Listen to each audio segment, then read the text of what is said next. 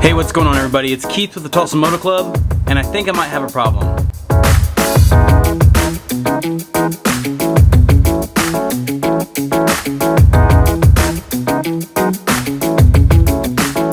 You see, my problem is that I'm a sucker for a good deal.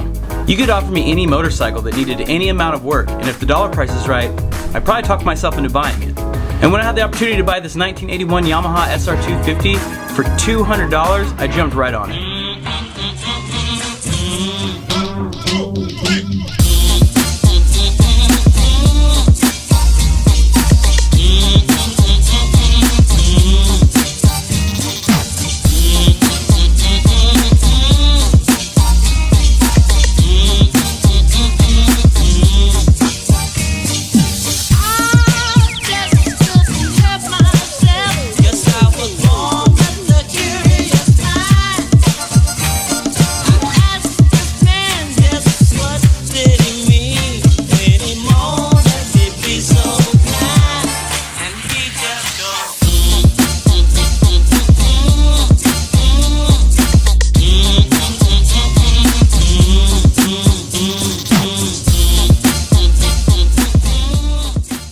Initially, the seller wanted $900 for it, but the tag and title was out of date quite a bit and it was going to be about $400 to get that caught up, so he took $400 off the price. Then when I went to look at the bike, we couldn't even get it started.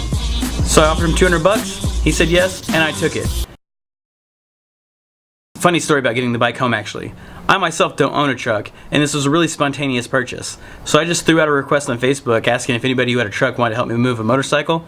And sure enough, you guys at Tulsa Moto Club came through. Jim came out with his truck. I never met him before. He helped me load the bike up, get it home. Turns out he's a super cool guy, and I'm glad I made a new friend in the process. This is exactly what I want Tulsa Moto Club to be. A community of people who help one another out in their journey on building motorcycles or whatever it is they do with their bikes. Just to encourage one another to ride and work on them yourselves and things like that. So this was a big help. Thanks again, Jim. And in my opinion, it's a really great deal. The bike's in really great condition.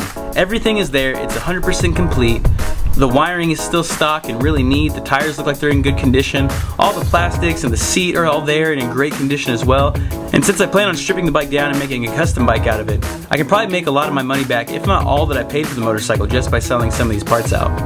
So like I said, the bike wasn't running when I first looked at it, but I decided to bring it home anyway. Today the goal is to get the bike running. It needs a new battery, so I went ahead and ordered one of those. It came in yesterday and I've got it all charged up and ready to go. So we're going to throw that on, see if we can't get it started, and if it doesn't start, we'll see where we go from there. So I decided on not getting the traditional 12-volt battery for the bike. I've been wanting one of these anti-gravity batteries for my KZ build, but decided to save money instead and just go with the conventional one. But this time, I spent the extra money, got the battery, and I love it. It's a lot smaller as you can see, and it's a lot lighter too. The great thing is this is the 4-cell one, which I wasn't sure if it was going to work for my bike or not, but the website says that it's graded for any bike up to 250 cc's.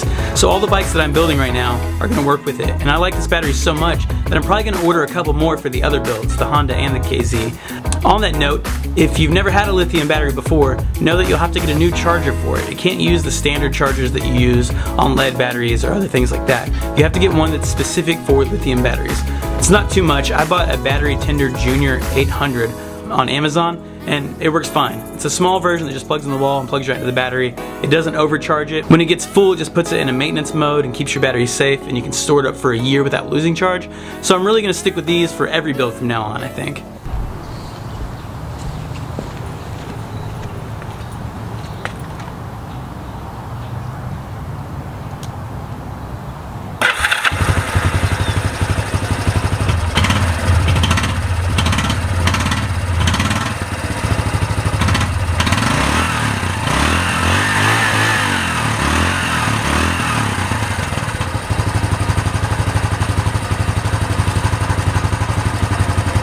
Well, great news. Popped the battery in and the bike started right up. No troubles at all, it just came right up. And that's a good sign. It means the engine and everything's running pretty good. I do know that the carburetor might need to be cleaned a little bit, and a few other little minor details to the engine that need to be done, but nothing major. So I know I'm taking on a third build, and that might seem like a lot to some people, but this one's gonna be really easy. Like I said, the engine's in pretty sound shape and doesn't need a lot of mechanical work at all. So really it's just cosmetic stuff, changing the seat, the tank, paint, etc, etc, etc. But this bike should be a pretty easy transformation. So if you have any ideas or suggestions on what I should do with the bike, because I don't really know where I'm going with it right now, let me know down in the comments below, because any advice is appreciated. Plus I want to kind of make it more of a collaborative effort. Tulsa Moto Club, we're a group of people, we're a club, and you know, I want your input. But anyway, thanks for watching the video. I know it might have been a short one, but I've been sitting on this bike for a while waiting on this battery to come, and I really wanted to share it with you guys. So yeah, if you like the video, make sure you hit that thumbs up.